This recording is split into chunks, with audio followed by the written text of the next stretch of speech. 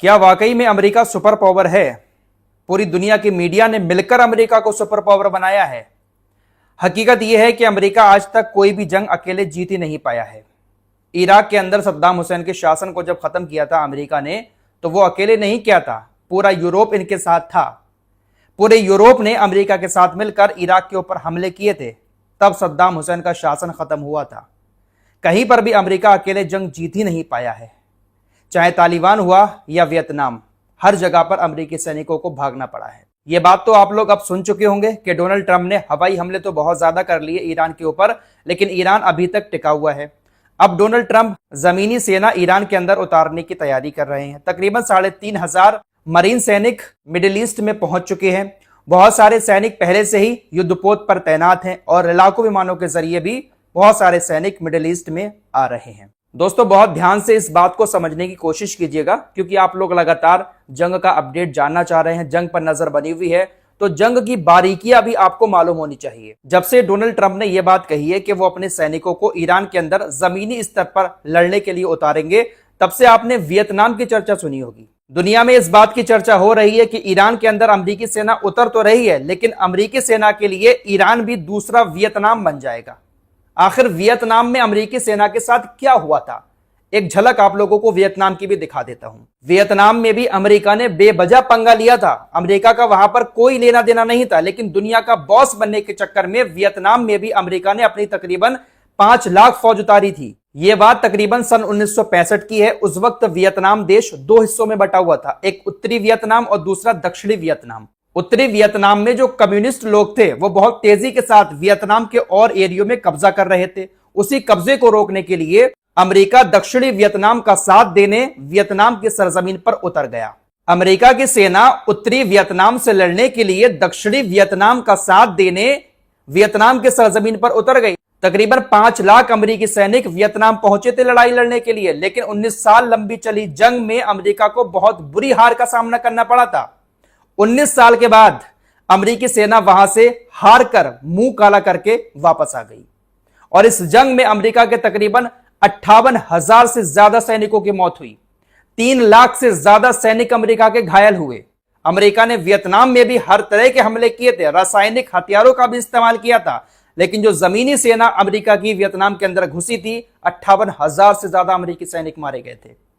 इसीलिए इस जंग के दौरान वियतनाम का जिक्र ज्यादा आ रहा है कि एक बार फिर से अमेरिका अपनी सेना को जमीनी स्तर पर ईरान के अंदर उतार रहा है और ईरान का जो स्ट्रक्चर है वो वियतनाम से भी ज्यादा खतरनाक है। अमेरिकी सेना ईरान की पहाड़ियों में उलझ कर रह जाएगी। कहीं ऐसा ना हो कि अमेरिका के लिए ईरान भी दूसरा वियतनाम ना बन जाए, क्योंकि ईरान की तरफ से लगातार कहा जा रहा है आप कितने भी सैनिक उतार दो, हमारे 10 लाख सैनिक आपको मारने के लिए तैयार बैठे हुए हैं। आप जमीन पर चलकर आओगे, लेकिन ताबूत में कंधों पर लाद कर आपको वापस भेजेंगे। दरअसल डोनाल्ड ट्रंप की नजर ईरान के खारक द्वीप पर है कि हमारी जमीनी सेना खारक द्वीप पर हमला करके उसको अपने कब्जे में कर लेगी और फिर वहां से अमेरिका अपना तेल निकालना शुरू कर देगा। लेकिन ऐसा पॉसिबल है नहीं। ये जो खारक द्वीप बना हुआ है दोस्तों, ये ऐसी जगह पर है जहां पर सीधी ऊंचाई वाले पहाड़ हैं।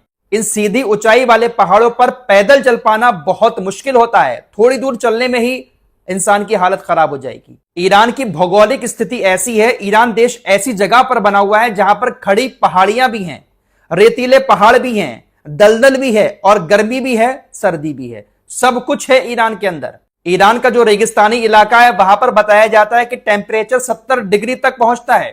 ईरान की जो खड़ी पहाड़ियां हैं उस पर चढ़ना बहुत मुश्किल होता है। ईरान के अंदर कुछ इलाके ऐसे हैं जहां पर बहुत ज्यादा दलदल है, अगर वहां पर कोई पहुंचता है तो दलदल में धंस जाएगा। इन्हीं सारी चीजों को देखते हुए अमेरिकी एक्सपर्ट्स, अमेरिकी मीडिया ये बातें कर रहे हैं कि अमेरिकी सेना जो उतर रही है ईरान के अंदर बहुत मुश्किल होगी। बहुत मुश्किल होगा अमेरिका की सेना को सरवाइव करना ईरान के अंदर, क्योंकि ईरान का स्ट्रक्चर ऐसा है कि किसी को कुछ नहीं पता कि रास्ता कहां से शुरू हुआ है, कहां पर खत्म होगा और कहां पर जाकर निकलेगा। ईरान एक तरह का माया जाल है और इस माया जाल में अमेरिकी सैनिक अगर फंस जाते हैं तो वापस लौट पाना बहुत मुश्किल होगा। इसीलिए कहा जा रहा है अमेरिका के एक्सपर्ट्स की तरफ से कि अमेरिका के लिए कहीं दूसरा वियतनाम ना बन जाए ईरान। अब ईरानी सेना को अपने देश के कोने कोने का पता है, कहां से अमेरिकी सैनिक घुसेंगे, कहां पर पनाह लेंगे, सब कुछ इनको मालूम है। इसीलिए अपने रॉकेट और अपने ड्रोन ईरान की सेना तैयार करके बैठी है। अब दोस्तों, अमेरिका को डर बहुत ज्यादा है कि हमारे सैनिक घुसेंगे, इनके ऊपर हमले बहुत ज्यादा होंगे। अब हमलों से बचाने के लिए अमेरिका की पेंटागन पोर्टेबल बंकर खरीदने पर जोर दे रही है। अब इतनी दूर अमेरिका से आकर मिडिल ईस्ट में ये लोग लड़ रहे हैं, अपनी जान बचाने के लिए, अपने आप को छुपाने के लिए कोई तो जगह होनी चाहिए। जमीनी स्तर पर जब ये लोग उतरेंगे तो इन पर तो कहीं से मिसाइल आकर गिर जाएगी। तो अपने आप को बचाने के लिए पोर्टेबल बंकर खरीदने की कोशिश पेंटागन की तरफ से की जा रही है और 2 से 3 दिन के अंदर खरीद कर मिडिल ईस्ट में उनको पहुंचाया भी जाएगा। मिडिल ईस्ट में वैसे तो बंकर बनाना आसान है नहीं, लेकिन बने बनाए बंकर लाकर ये लोग मिडिल ईस्ट में अपने सैनिकों को बचाने की कोशिश में लगे हुए हैं कि जब सैनिक थक जाएं, आराम करने की कहीं पर कोशिश करें तो वो बंकर उनके साथ हों, उन्हीं बंकरों में वो लोग आराम करें। कि ये छोटे छोटे पोर्टेबल बंकर ईरान की मिसाइलों से अपने सैनिकों को बचा पाएंगे? बातें तो बहुत बड़ी बड़ी की जा रही हैं डोनाल्ड ट्रंप की तरफ से, अपनी सेना को उतार कर हम ईरान के यूरेनियम को छीनकर लाएंगे, लेकिन शायद ये भूल गए हैं ये ईरान है।